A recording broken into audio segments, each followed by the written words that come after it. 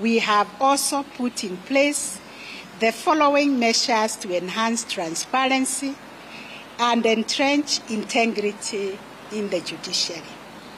One, we have embarked on empowering the public to know what is going on in the judiciary, which we do through the court users committees, and also by holding the public to account.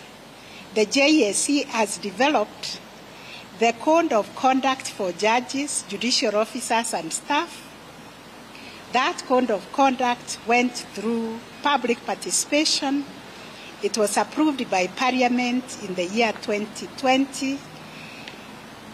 The Commission has taken it upon itself to disseminate copies of this Code of Conduct to all judges, judicial officers, and staff, so that they are aware of the principles that guide the public offices that they owned these offices on behalf of the sovereign people of this country. Number two, to strengthen enforcement and increase accountability, the Commission has prepared a draft complaints or petition processing regulations. These regulations are now undergoing public participation and will subsequently be submitted for deliberations also before the National Assembly. In addition, the Commission built its own capacity to be able to process these complaints by establishing a directorate within the Commission to deal with the complaints management and investigations. We also created a directorate of legal services geared towards fast-tracking the processing of petitions and of complaints against judges and judicial officers. Ladies and gentlemen, to foster transparency and accountability, the judiciary has developed and operationalized the Judiciary Complaint Management System, which we call JCMS. This is an internal complaint mechanism for registration and processing of handling complaints within the office of the Chief Justice, the judiciary's person. This office receives complaints. It also has a platform for feedback from the court, station, liaison officers on the complaints raised against the stations. The system has been configured with a reply function that keeps the complainant informed by way of an instant text message and email feedback to the clients upon registration of the complaints. They are updated on every step until the resolution of their complaints. In the realm of finance, the judiciary developed the Judiciary Finance Management System. This system has promoted transparency and accountability in our financial management.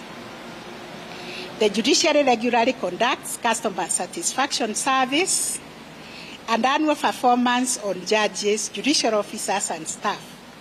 As a matter of fact, we have a form that we sign every day to say, what have we done? If you are a judge, how many cases have you had? How many witnesses? How many rulings or judgments?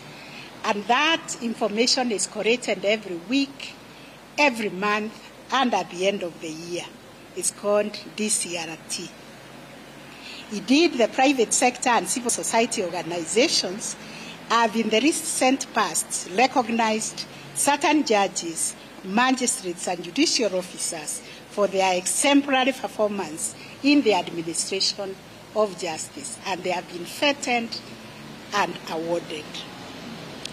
Similarly, most court operations are automated, leading to enhanced accuracy and consistency. thus ensuring that justice is administered impartially. Additionally, the Judiciary Case Tracking System, what we call CTS, has enhanced accountability throughout the legal proceedings. Further, the judiciary has adopted a proactive approach and developed and operationalized manuals, practice directions, and guidelines to guide the day-to-day operations of all the courts. Today in the media I saw, it is reported, even the guidelines by the Supreme Court on virtual hearing is also published. The Judiciary also invited the Ethics and Anti-Corruption Commission to look into our systems and assess the registries and all the administrative procedures to flag out areas that are susceptible to abuse for corrupt purposes. And I want to tell Kenyans, this is the first time that an arm of government has invited the anti-graft body to look through their systems and see how they can be strengthened to respond to the issues of corruption.